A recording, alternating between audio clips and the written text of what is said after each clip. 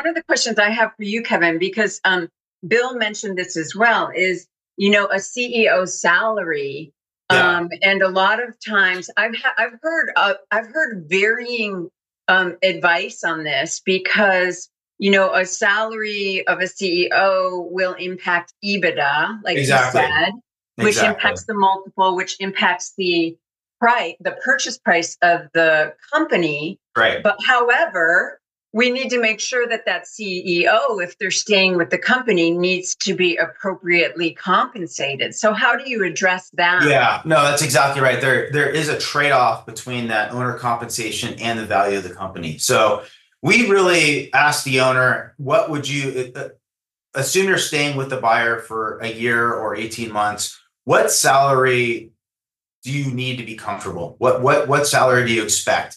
Can't be too high, or else you might upset their org structure and their typical, other people in the organization. And it can't be too low, but it should be a reasonable midpoint that you're comfortable with that will not upset the valuation too much if you take too much salary. So we try to find that midpoint. We do some benchmarking analysis sometimes and talk to some recruiters about what these positions go for. But as Bill mentioned, I think it is smart to go to market with really a salary ask, and then have your valuation based on that number. And that's a pretty good starting point for negotiation. If you don't have any salary, then we're going to find that the sellers are going to be maybe disappointed down the road when they put that salary into the financials and then the earnings decline as a result. It's really, where do you want most of the salary? Most of the owners want the value in the purchase price.